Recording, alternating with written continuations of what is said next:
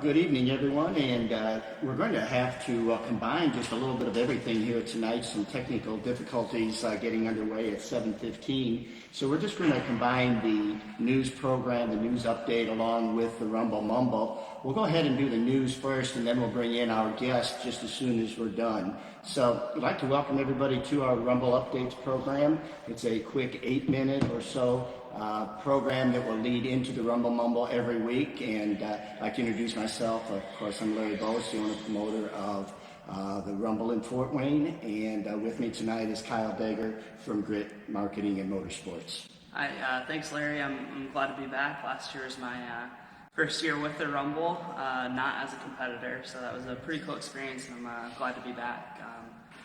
I do have one question that I think everyone has on their mind right now. Will there be a Rumble in 2020? Well, I guess you're not the first person to ask me that, and I guess the first thing I would want to say is that if I were the flagman over the pandemic and the COVID-19 situation right now, I'd have a great big old black flag for it. Yeah, I think a lot of people know that black flags and Larry Bose kind of go hand in hand, but I do think you do a lot more, hitting under the helmets rather than waving. Well, yeah, I guess I've been known to that over the years. That's kind of my claim to fame, and I think you're nobody unless you've gotten hit over the head with a flag by me. But seriously, at this point, we are moving forward with our plans for Rumble number 23, December 18th and 19th in Fort Wayne.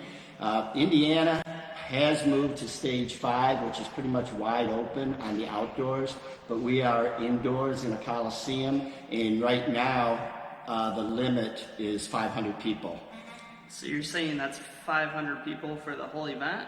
No, it's 500 per day, but the entire group up at the Allen County War Memorial Coliseum, Randy Brown leading that up, they're working on our behalf, and we're all in this together, and they want it to work as much as us.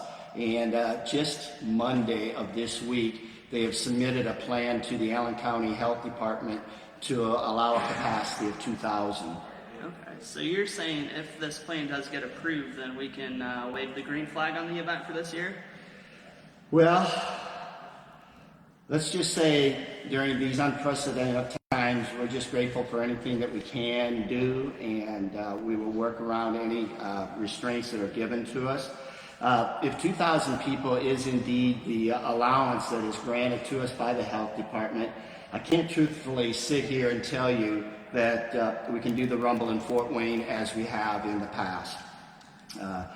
Changes will have to be made, but right now, what those changes are, I don't know. We really don't know.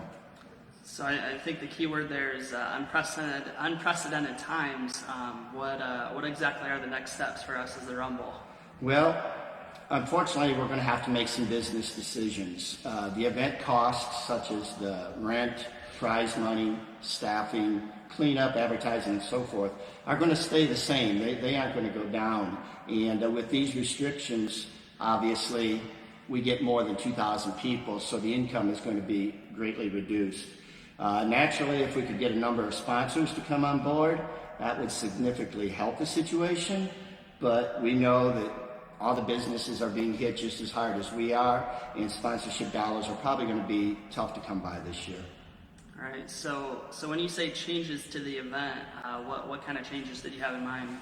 Well, it's pretty difficult to go backwards on the prize money, especially when the expenses to the racers has gone up too. So with that being said, we may have to look at not running all of the divisions this year that have become synonymous with the Rumble in Fort Wayne, or we may run them on alternating nights. I honestly don't know. We're frantically crunching the numbers right now.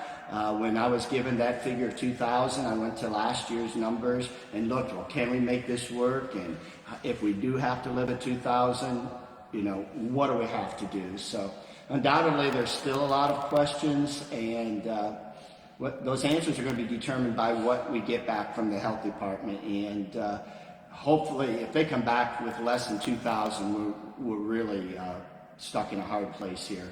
So getting back to answering your question, will there be a Rumble in Fort Wayne this year? Well, at this point, we are moving forward as if there is one. We're doing everything that we can, and I know that at your end, you're doing everything on social media that you can.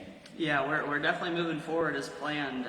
Social media has been pretty fun this year already. We've been doing the Tuesday trivia times. I hate to admit the first couple trivias that we had, they have been answered correctly literally within minutes of us posting them. You're gonna have to get tougher. So I'm proud to say this week I did my homework. I did some research, and I finally asked a question that no one got the answer to this week, which was pretty cool. I was pretty proud of that. So if you've been keeping up with the Tuesday trivias, look out, because the questions are going to keep getting harder, so you're going to have to do your homework.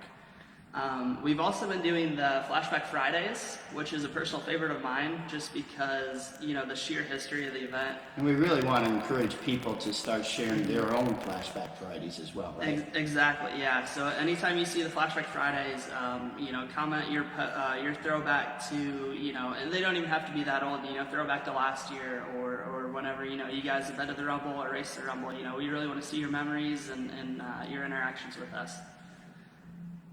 And of course, obviously we're here down in Indy. We're going to see Joe Liguori here in a few minutes. So we're bringing back the Rumble Mumble back this year. That was pretty fun to do last year. We talked to a lot of drivers, talked to Tony Barhorse, we talked to some team owners. So we're excited to bring you some special guests this year. Okay, well, we're just about ready to bring in Joe, and I can just imagine, based upon our conversation these last couple minutes, that the keyboard warriors are going to be running rampant if they already haven't, and they're going to have a heyday with this discussion. But we just caution everybody, negativity isn't what we need right now. We need positivity, and we need everybody working together. These are times that none of us have experienced, and there's been a lot of moves that have happened in this industry that nobody likes, but I can trust that you understand that whatever we do this year, it's not a permanent move and it's not geared towards any one division or anything like that. We just have to look at the big picture and do what we can, and we just ask for everybody's understanding. Understood, Larry. I think, I speak for everyone here and saying, we appreciate, being straightforward, with this uncertainty of, a global pandemic and trying to run indoors in the middle of flu season, everything going on, all the regulations. So we appreciate your straightforwardness. I don't think anyone is jealous of being a race promoter right now, especially you. So we appreciate you. We thank you. And remember, next week we'll be on time at 7:15 for this little news segment. And we'll try to bring you updates and news regarding the Rumble. So next week, 7:15. Great. We will welcome Joe Liguori onto the scene here. Yeah, now we're going to shift over. And we want to thank Indy Powder Coating. We're down here in Indianapolis, and we're just like straight across from the Speedway. I know when I got out of the car, we could... Joe, you grew. I know. I got a little bit taller over the summer. Yeah, I like that. This might be a little exaggeration, but we got him a booster seat. We might have went a little too far. Yeah, it got a little crazy for my daughter. Do we need to strap you in here so you don't fall off? No, I might be all right. I don't have a backrest. I'm getting old these days, and I'm fat, so like my back might start hurting. Well, let's not look at me when you say old, okay? But anyways, yeah, we're at Indy Powder Coating, and I'm looking here at the floors, and you could eat off the floors. They're so clean. So we thank Joe for hooking us up here. I understand this is one of your sponsors? Yes, Gary has been a friend of mine for a while. I met him racing slot cars and kind of transitioned to helping us out with our race team and everything. And unfortunately, with my incident this year at the house fire, we had no internet access there. So I reached out to Gary and asked him if we could, possibly do it over here. And you give them a good plug for Indy Powder Coating. I mean, they've been in the racing industry for years, let alone industrial world too. So, it's always good for that, just to let the folks know that Indy Powder Coating still does race cars. So, he still does quite a bit a year. So, yeah, it's kind of neat. I'm kind of naive on powder coating, so that was my first question when I got here, and I got a little bit of education on what powder coating is. But moving on here, Joe, 34 years old, living in Lebanon, Indiana. Third generation driver with the Liguori family, and tell us a little bit about the Liguori history, and with that history created ahead of you, what does that put on your shoulders? I was never really brought up in one to have a pressure of that. No matter what Grandpa's success was in racing, I mean, he started racing in 1949, ran NASCAR when it first started, ran... and Grandpa's name, of course. Ralph Liguori, Ralphie the Racer, Right. Everybody doesn't miss that. He ran what nowadays Indy cars, champ dirt cars back then, and he won a lot of sprint car races through Pennsylvania, and then my dad ran motocross for a long time, and he transitioned to go-karts, kind of got me going, but we were never really brought up in the limelight of it. It was still my grandfather and then my dad, so we never looked at it, and I met a lot of famous people through my grandfather, and I was like, oh, that's cool, and it never really dawned on you. We're like, dude, I just had dinner with AJ Foyt. Like, that's cool. But you never dawned on you. You're like, yeah, okay, whatever. Because they were, they talk like they're buddies, so it's not a big deal, really, in my mind. And I met Tony when I was 10 years old at Stefan Johansson's go-kart track. And I was like, hey, that's Tony Stewart. That's kind of cool. But we sat there and just chit-chatted, and he made fun of me like he still does. But, it's the limelight thing never really bugged us. It still doesn't bug me. I don't get starstruck on anyone, and I don't think I'm a star, and so I don't think anybody should ever get starstruck by me. Growing up in that environment, casually having dinner with AJ Foyt and meeting Tony Stewart, did you ever think about not racing, or you always knew you were going to be a race car driver? Well, I started racing when I was 6 years old, and I still say I'm too dumb to do anything else. So, I like racing. It's fun. It's a good atmosphere. You meet a lot of good friends doing it, like Gary and then you guys here. And it just transitions every year. We're doing something a little bit different. We're kind of got back on the pavement stuff right now, and my dad always knocked me in the head for going dirt sprint car racing anyway, so I was better at pavement. So we went back to doing that, and it's fun. It's a lifestyle. Well, it's interesting that you said you went back to pavement, because I went to the internet, looked up your name on your driver database, and I know I don't have everything on here, but you've raced in USAC Midget Sprint Silver Crown, Must See Asphalt Sprints, Midwest Sprint Car Series, CRA Super Series, Auto Value Bumper to Bumper Sprint Series, Buckeye Outlaw Sprint Series, King of Indiana Sprint Series, Great Lake Traditional Sprints, Midwest Sprint Car, Power Eye Midgets, and now I understand you drove the go-karts. What am I missing here? Oh, I don't know. Honestly, I could probably name... At one time, I could name every number of all the race cars I drove, but I got over 12 and 15, and I ran out of fingers to count. I got lost, so I kind of stopped remembering what the numbers were on the cars, and I can name them and then car owners, but it's some ones where it's you do it so much you forget. You just go to the racetrack to race. There's been many times I go and do an autograph section, and you go to write a number, you're like, oh wait, that's not the number on the card. Let me write this one down. You forget about it every year, but no. I've run a lot of different things, so I guess I'm versatile in a way, or I don't know, kind of like a lot lizard of racing, I guess you'd say, the best thing to say. So I guess kind of, obviously, the list of all the different sanctioning bodies and cars and stuff. Can you kind of just give a recap of where you started and where you're at now and everything in between? I started in go-karts in 1992, and we ran that up until I was about 14, which would have been 2000 area. About 2000. And we went to Auburndale Speedway with a go-kart, or at my grandfather's Midget, I should say. We used to run go-karts there. So we went there with the Midget, got a few laps in, and then started running with Neymars in 2001 at 14. So we ran Neymar's Midgets for a while, and then when that kind of went away, we started running USAC Regional Midgets, and in between time, we ran at Sunshine Speedway, which is now Showtime Speedway. I ran Oklahoma Modifieds there. I ran the Super Mini late models, which is like a four-cylinder late model. I ran that, and then kind of bounced back and forth between running up here with the Midgets, and then ran some mini sprint stuff also with several of those series. I honestly can't name all of them. Ran with that, and then got the CRA stock car. I ran a late model race a few times, and then I don't know, just sprint cars wherever we wanted to run with the dirt sprint car. Now with the pavement sprint car, and we've been pretty successful. Pavement sprints starting to do a resurgence. Yeah, it's gotten a lot better. When we were looking into it, it's like, all right, we can run here and here, and we don't really know. So we put a wing car together primarily. Well, now the Anomaly stuff's really starting to come back, especially with Lucasville Raceway. starting to add more and more races, we decided we're just going to put an on-wing car together so we can have 2 different cars. And then the Anderson Thursday night series? Yep, Anderson's Thursday night series. That's pretty cool because it's, it's an hour from the house also. Right. So it's close to home, and I like the pavement side of things, so you don't spend a whole day cleaning all your stuff. You can just go there, your trailer. No, on tractor stay pavement, you kinda spend clean. all day doing hot laps. You spend oh my goodness. We were down in North Carolina, and we went on practice day. We got there at 6 in the morning because my guys wanted to drive all the way through the night to get there, and we got no sleep. We were there for probably about 5 hours. I'm like, guys, we got nothing else to do. Like, we've done everything I care to do. We were still up in the top 3, top 5 for that. And we were out there by like 6 o'clock. We were in bed by 8 o'clock. And we're like, we gotta be at track at 9 o'clock tomorrow for a 7 o'clock feature.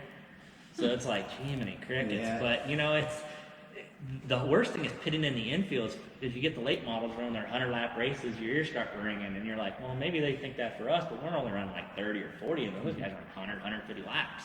So it gets a little annoying sometimes in the infield just from the ringing all the time, but it's still fun, and some of the series don't like us showing up because we show up when we feel it only takes us 20 minutes to get the car unloaded and go to practice. Yeah. There's guys that are hours ahead of time. So we go there and we roll in, like, hey, you're late. I'm like, no, we're on time. Like, we're dirt sprint car guys. Putnamville hot laps are at 6. You show up at 5, unload hot lap. You're done by 10:30. You load up, drink beer, and then head home. Exactly. So that's kind of our mentality. Well, let's put a Rumble hat on now. And while we were setting up today, and heard an interesting story about you getting started in the Rumble and how your start was, and it kind of ties into this chair. When I always bugged this guy Jerry Frickman to run indoors with his Midget. He had a Cliff Jacobs car with a Volkswagen, and I bugged him, hey man, I'd love to come run your car. And he's, I'm not running indoors, it'll get torn up. And like, I don't feel like you tear up stuff indoors, but some car owners are like that. And then this guy Wally Sexton bought the car from him, and he was talking about running it. And Jerry goes, hey, Joe Liguori's been bugging me for years to run this car. He'd probably definitely come run for it. So I get a phone call one day, a guy just talking to me like he was my best friend. No idea who he was. And he's like, hey, I want you to run my race car. I bought it from so-and-so. And I'm like, okay, cool. So I got his address, went to his house. I show up, and in the seat of the car was a McDonald's booster chair. So like I looked in, I'm like, this guy has no idea if I have a funny or if I get mad at this stuff. Like I laughed right away, but I'm like, okay. And then he ended up being a really good friend, and I drove for him for years, and he was my mechanic for years. He unfortunately just passed away back in February. He was a character. He was definitely a social butterfly in the pits, but I still laugh at that. The very first thing was the booster chair in the seat. I'm like, really, dude? Because he didn't think I could see over the dashboard because I'm short or something. I don't know. John Ivy's shorter than me. Yeah. So the Rumble. Tell us about the Rumble. I mean, what makes you want to run indoors on a track that small? It's different. I like doing stuff a little different. The repetitiveness of racing the same track every week gets boring. You go to the Rumble, and even every year, we always argue with you if the layout's different. You say, oh, it's identical, but it's different. Like promoters have a license to lie. I get it. No, I get it, man. And when the record was set, we all swear the tires are smaller. You're like, oh no, it's the same. It's like, dude, we're like 3/10 slower now. But no, and it's always different. The rubber's different aspect. When the go-karts changed to running just all burst tires, and then the no prep upstairs changed a little bit. Our tires have changed some, even though they say they haven't. But we can tell there's been changes. The addition of the other micro class changed the aspect, so it's always a little different. We kind of show up with the same setup on the car, and you adjust from there. But basically how ended the race the last year, we just cleaned it up, pickle the thing for the summer, get it back out, go back how the thing was, and all right, well, we don't need to go back to the baseline because it's not like we ran it anywhere else. We ran it there. You throw the thing in a corner for 10 months, you pull it out and work on it, and go race, and it's fun. My partner in the deal, Randall Williams, loves the race. He's been going there a long time. So I still go there. I want to win the thing. I have not done that yet. We sure as hell try. Last year you had a real good run. Yeah, the last couple of years we've run really good. I had a supposed second, but I tried wrecking the guy. I was going to call your bluff on that one. Of just driving in the back of him for the win. I mean, Slim told me, Randall, Slim, we call him, told me he'd have fired me if I didn't try something stupid like that. But I didn't do anything, so everything was fine. I ended up like 8th or something in the overall after that. And the next night I turned around and ran 3rd. Last year we ran 3rd the first night on 3 cylinders, which people think motors, oh, you don't need horsepower there, but when you have a 4-cylinder and 1 cylinder's out, the motor vibrates really bad. Especially on acceleration. So like you get in the gas and they were just shaking all over the track, and I'm like running. At the time I was 3rd because then Tim Buckwalter was up there in Jason Deitch's car. So I was running 3rd. I'm like, Tony's still behind me. Like he ain't pressuring me yet. And all of a sudden I started seeing a nose on me. I looked over and I'm like, well, there goes Tony. So I fell back to 4th, and then I think Tim and Kat got together and knocked Tim out of the race. So we were content to run in 3rd spot because we couldn't do any better than that. Because I had to hold my own and just keep my lap times consistent. So the Saturday night race, we felt like we had a really good car going into the feature. On the start, me and Travis Wilpot got together. Basically, just indoor race, and you get down in the start, you kind of crowd the guy to the tires, hope he doesn't run into you, and usually they run into you. And we kind of bounced off each other, and it bent the front end a little bit. And under the red flag for fumes, we tried fixing it. Well, when a pry bar on the steering arm that got bent ended up just breaking. So I was like, well, we're done. But that car has got a lot of history indoors. The 8-up, it's been close. It's broke a lot of times leading it. It's run 2nd. It's run 3rd. So we're really close with that car. But this year we decided to build something different. So it's idiotic in some aspect to build a car for just one damn race, or 2 races. But it's something we wanted to do, and hopefully you can still do it because some midget parts, older cars are still around, so you could do it. And we decided to do that, and they changed the rules a few years back to try to make the inline motors more competitive with the Volkswagens by adding more offset to them. And no one's really built a car around that. Ours are close, but we can't get it because of where the motor placement's at. So we moved the motor around a little bit within the legalities of doing it to get a little bit more offset in the overall car, to get a little more left side weight in it, to try to get to that rule. Not saying it's going to be better or worse. We'll know on Thursday night if it's worth a damn, and if it's not, we'll have to bring the other car back out. So you brought up an interesting point about, running against Volkswagens. There's Kenyan cars, there's D2 cars out there. What is that like running against all those midgets, and who do you think has the clear advantage there? I have driven about everything in there. I started off with a Volkswagen, then I ran a stock Kenyan midget, then I ran the built Kenyan motor, which is actually the one in Kyle Hamilton's car right now. I ran that motor for Eric Cottengim. So, and then I went to running back to the Volkswagen. I ran our Buick, which was our dirt midget. One year when we went to fire the Volkswagen, it broke a rocker arm firing it up at the house. So it was a week before the race. Like, let's just get the dirt midget out. We brought it in and ran 3rd with that. I don't know, the Pontiac, I ran that thing, and I've run a lot of different ones in there. Well, I'm going to pretend this is Tuesday night at the presidential debate, and I'm just going to interrupt you. Okay. Right now. I think what Kyle was referring to, not only on the engine, but the Kenyan cars, the Focus, the National Midgets, they're all competing, but like there's different weight limits and stuff. So on any given night, is any one more superior to the other? I mean, like the Kenyan car with Kyle won a couple years ago, and yes, I feel that the Volkswagen still have a clear advantage just because they have a lower roll center and they don't have near the power some of the other cars do. The Kenyan midgets, what hurt them is they don't have the power. If they start up front, they will be fast. But I don't see them coming from 9th like Tony did last year, just because the track position means a lot there. There are some cars that are superior than others. I feel the Volkswagens are the better ones. In my mind, we run the inline engines, the parts are way more readily available. So I feel that once we get this car, we could probably be a little bit more competitive. But we're there. It's just the Volkswagen still will have superior. And look at the old car Russ Gamester runs, the old Grand King car. I mean, that thing's old. And you talk about the age of the 8-up, and then that's what you say. Russ come in with a car, I think raced it back in the old Fort Wayne. Yeah, he raced in the old building with that, and that thing just got an old Volkswagen in it, and that car there's fast. It looks odd when it runs. It does not look like a happy race car. But it's fast. And you get Justin Peck with that car, with a beast basically with a Volkswagen. It's fast. But then, you get Kyle Hamilton and the Kenyan Midget. It's good too. And then, Derek Bishak, he runs with his national Midget. Thing's got a Mopar in it. And it's a long-ass car, really. But it's fast indoors. So it really is what you can get working for what you want. So track position still, no matter what, is going to be superior versus what car you're in. But if I had my rathers and some unlimited budgets, I would build a Munchkin with a Volkswagen. So. Okay. We talked about this last year a lot on the Rumble Mumbles about Coke syrup, running on Coke syrup being so unique. How hard is that to try and set up throughout the weekend? And I guess how does that compare to when you're in dirt tracks and asphalt sprint cars? You take any notebook you had from anything else you've done, and you just don't even take it to the track. It's because it's as flat as a pancake. I mean, the track's it's perfectly flat.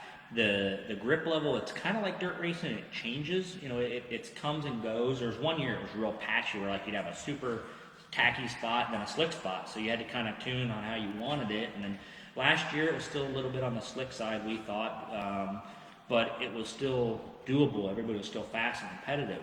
So it is way different, and the setups we do on the cars, by no means could you take the thing to the speed drum and even be worth a damn there. It's so different. What you do there is pretty much for that place. Well, for those of you just tuning in, we are in the Rumble Mumble, our first one of the year.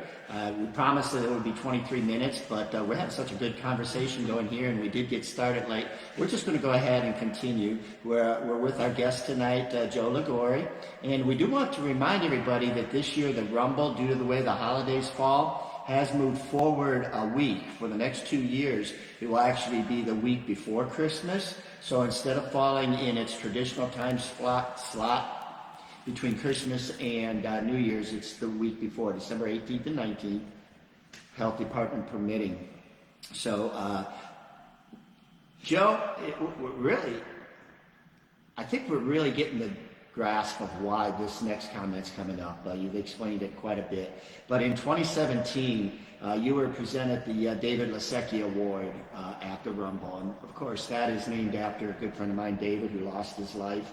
And he just showed such a passion, such a dedication for the sport and for the racers. And he always put the racers ahead of himself. And you got that award. What did that mean to you?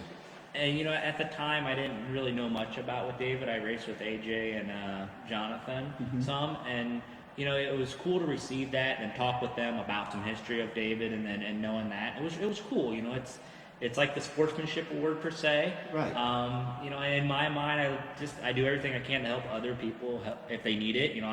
We have a trailer full of parts that we can rebuild our cars 2 or 3 times, and if somebody needs a part, they'll come to me. And, well, I know I had a wrench of yours for a year. Yeah. When the fence got torn down. And I recall having to get a brand new one because that one got lost. Yeah. Conveniently, that's still in the trailer. I still use it. It's tied into our wheel wrench for doing the front wheels on the race car. So I always look at it and I chuckle every now and then going, oh, that was the Larry wrench.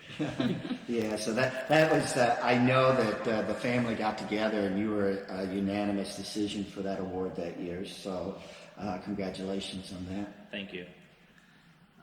So obviously winning is at the top of your list for the Rumble coming up this year. But as far as the previous Rumbles go, do you have any kind of memories that take the cake, or maybe some nights you probably would have liked to forget? Yeah, there was a couple. As Slim always jokes that we have the only husband and wife to make the Rumble, and we also have the record for the only husband and wife to wreck each other. That's not one that you're usually proud of per se, but it's a joking thing because Slim always laughs about it. Somebody got out of shape in front of Lindsay. She checked up, and I ran into her, and we crashed. It happens, no matter who it was. I was more mad because that was the year we took our dirt car. We were going to Chili Bowl 2 weeks later. Well, it ripped the radius rod spuds on the frame. So I'm like, great, I got to fix this thing. I tear it all apart, put it back together to drive over to Tulsa to go run Chili Bowl. So I was more mad at that than anything. Memory-wise, every time I go there going, well, we're probably not going to win, so we're going to keep adding to this list. And I'm trying to think about any other ones. Well, you brought up an interesting point, and that is, of course, you are married to a a racer, Lindsay, and I just, you're kind of raising a family right now, so her racing's somewhat limited. And Lindsay and I have had some experiences at the track, but does she ever, like, when you get back in the pits, like, correct you and tell you what you did wrong and what you should have done? She used to do that all the time in the dirt sprint car.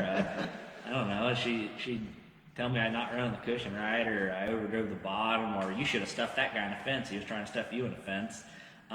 Typical wife stuff, obviously, because the wives know better, obviously. She's going to hit me when I get home, you know that. I know. But no, it was fun racing with her, and, she took I say it's a hiatus. She says retirement. We have the extra rumble car, so when she wants to run, she can come run. She's, I think, 2 starts away from being the most starts from a female. So I still trying to pressure her into wanting to do that, but with the kid, and she doesn't want to do it. I get it. She has a really good job. She doesn't want to jeopardize any of that. So, I understand, but I always tell her the car's there. If you want to race, you can race. If you don't, it's not a big deal. So last year, it was up until about September, she was going to race. Awesome. And then she decided, she was sitting there saying, hey, I'm not going to race. And I'm like, okay, well, I have somebody who's been bugging me for years to run a car, so that was when we put Troy in it. And he was like, "Oh, she don't need to race anyway. She's got a good job. She's a mom. You don't need to race." But that's Troy's mentality. He's got his own personality for sure. All right. Boy, I think we could talk all night, but we're going to need to wrap this up pretty shortly here. Anybody you want to give a special shout out for thanks for your career, or sponsors, or anybody that has really helped you along that you really want to give a big shout out to? Randall Williams has been a big help to us for a long time now with the Midgets, and he still helps us some with the other cars. And then Gary here at Indy Powder Coating let us do this, and met him racing toy cars, and he helped us out with our powder coat on the cars, and a few other items here and there. And with SRI Indianapolis has been helping us out for a long time. My parents, they still run Sunshine Trailer Park down in Tampa.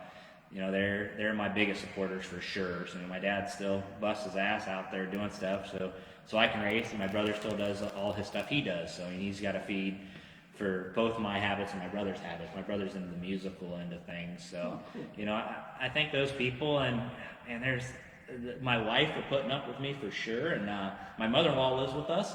I'm sure she wants to wring my neck every day. Thankfully, she has not done that yet. So, people like that, you got to thank them. Okay, Kyle, any closing questions for Joe? I just want to know, you brought up a really good stat before we started this. You started 26, you've attempted 26, and you've started 22? Yeah, we have 22 starts. There was only 1 year, I think in 2010 or 11, I missed both shows. But before that, I made features, and then we missed one. The first race I ever missed was when you did a 3-day show up there. We missed the first night. We came back next night and ran 4th. And then there was another time I missed a show because we broke in a heat race, I think. So we missed that feature. And other than that, I think we've raced our way in a lot. I've countless heat race wins and B main wins because of the format. Sometimes you don't transfer, you start in front of a heat race. So you're pretty much, if you're fast enough, you're going to win the B main and transfer. So that was one of the records I'm not a fan of, but I got it. So hey, I don't want to keep adding to it. So. Pretty impressive nonetheless. I just want to know, how confident are you that this year's going to be the year? Every year I go in there saying nobody's going to beat us, but that's the mentality you have to have. If you don't have the mentality you're going to go there and win, there's no point doing other than go there and have fun and drink beer with your friends. But we'd rather go there and think we're going to win, then we'll drink beer. Well, we're obviously here tonight with Joe Liguori, and I get 10 bonus points because I spelled his name right. I don't know how many years it's been wrong on the t-shirt, and he tells me that when he was racing the Kenyan series on his trophies it was spelled wrong, so I guess I don't feel quite so bad. Joe, we really want to thank you for joining us tonight, our first guest, and just remember that the Rumble Mumble will be every Thursday at 7:23 in honor of Rumble 23, and next weekend we're going up northern Indiana, and our guest is going to be Jason Ormsby. So I look forward to that because just like maybe you and I have had a few run-ins, Jason and I have had a lot of run-ins, so I'm looking forward to that. I've been better though. I don't know if it's maturity or laziness, but usually it's just like, oh, whatever.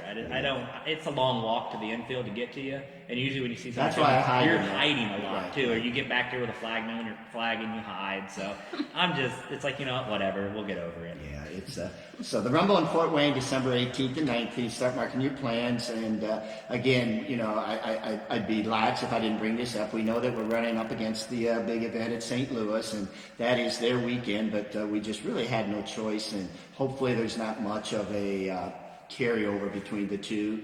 They're on the dirt, we're on the asphalt, and really looking forward to it. So I guess Kyle, thank you. Joe, thank you. And we'll see everybody here. We were going to try to do comments tonight, but we got so wrapped up in the conversation, we got you off the hook on that. I'm good at mumbling, aren't I? There you go. You did well. We'll see everybody next Thursday.